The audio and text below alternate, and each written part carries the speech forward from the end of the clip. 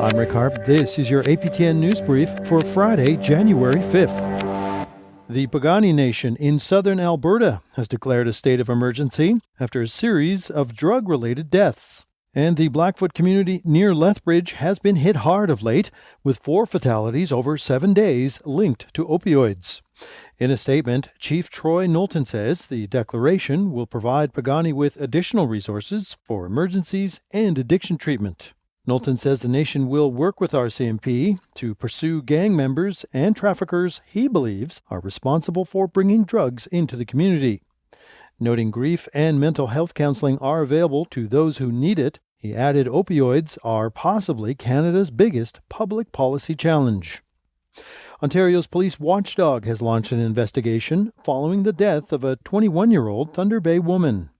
It's alleged officers did not respond to a 911 domestic disturbance call, a call the Special Investigations Unit says Thunder Bay police received early Saturday morning. SIU says a second 911 call then came from the home to cancel the service. The unit says police eventually did respond after a third 911 call came through to report a woman had died. To Manitoba, where RCMP says a 30-year-old man is now in custody after a shooting prompted some northern communities to go into lockdown. The shooting occurred Wednesday morning in St. Teresa Point, over 400 kilometers north of Winnipeg. It and 2 other nearby communities locked down soon after, a measure lifted that same evening. Police say a 35-year-old male has sustained non-life-threatening injuries. The investigation is ongoing. Charges have yet to be laid. The federal minister for Housing and Infrastructure made his first-ever visit to Nunavut this week. And as Trevor Wright reports, the trip was a chance for the minister to share some news about water treatment plants in the territory. This week, the Nunavut and federal governments announced $194 million to go toward 8 infrastructure projects across 6 communities. The federal contribution is $129.9 million, while the territorial government is contributing $64.8 million. The bulk of the funding will be going toward water and wastewater treatment plants in Arctic Bay, Grise Fjord, Pond Inlet, Rankin Inlet, and Resolute Bay. And it's essential that we recognize that every community in this country, regardless of which region, has safe and reliable drinking water. It's something that we too often take for granted in the South, and it's important that we realize that if we're going to ensure that every community has access to reliable water, that we make the investments to turn that into a reality. While the funding was previously allocated in the federal budget, Fraser clarified these are new decisions on how to spend some of that funding. Nunavut MP Lori Idlaut said it's a move in the right direction for a territory facing significant infrastructure gaps. As the MP for Nunavut, I'm always fighting for more resources to come to Nunavut so that we could make sure that there are better supports, better resources that Nunavut can use towards the improvement of well-being, health and well-being for Nunavut. Additional investments include the purchasing of wheelchair-accessible vehicles in Pond Inlet and Resolute, as well as a $25 million contribution toward the Kivalak long-term care facility in Rankin Inlet, which is already under construction. Trevor Wright, APTN National News, Iqaluit. And finally, 2023 was quite a year for Justin Trudeau's Liberals in Ottawa. Forced to address a lack of affordable housing, contend with bail reform, and walk back gun control legislation, the feds also introduced a controversial bill about Métis governance. Fraser Needham takes this look back. The government continued to be on the hot seat throughout the year for a lack of affordable housing across Canada. This includes housing for Indigenous people living in urban centres, who make up an expanding number of homeless people living in major cities. In the spring budget, the Liberals pledged $4 billion over 7 years to address the housing needs of Indigenous people living away from their home communities. But as Ottawa Indigenous housing advocate Mark Maracle told APTN's Nation to Nation, it is nowhere near enough and spaced out over too long a period of time.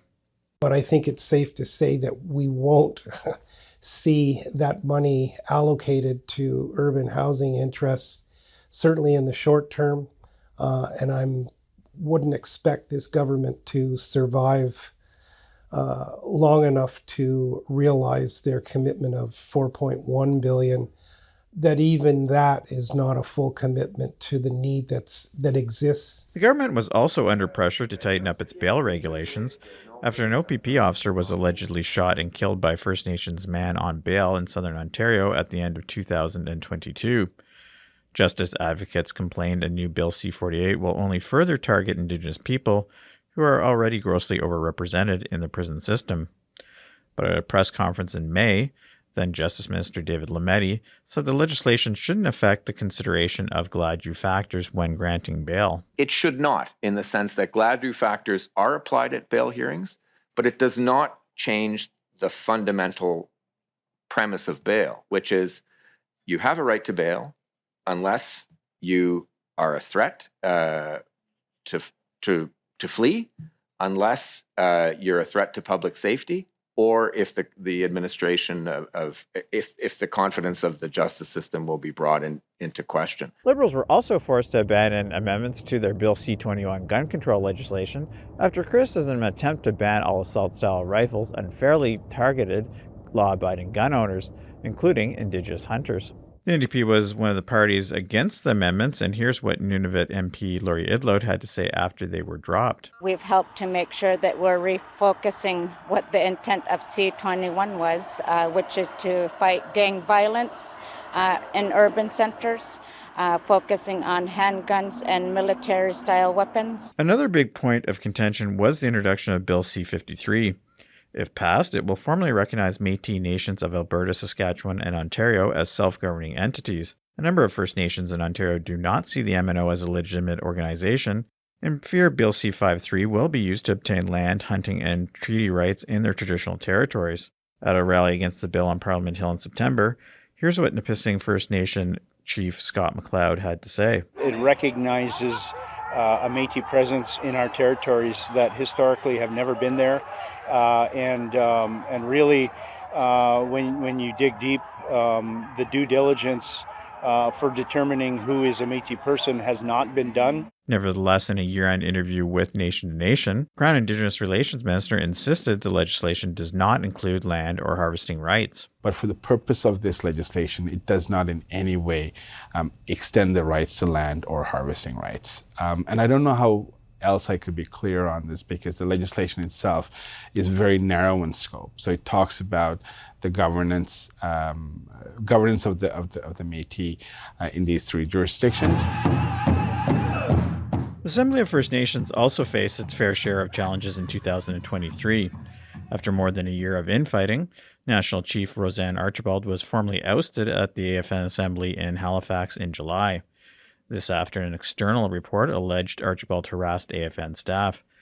Cindy Woodhouse pushed for unity in the organization after being elected national chief in December. If we work on the issues together, we shouldn't have time to bicker. There's too many people suffering out there. There's people on the streets. There's people with First Nations that have many issues. And if we focus on our people. Woodhouse, the former regional chief for Manitoba, is the second elected woman to lead the AFN. Fraser Needham, APTN National News, Ottawa. And that's your APTN News Brief for Friday, January 5th. I'm Rick Harp.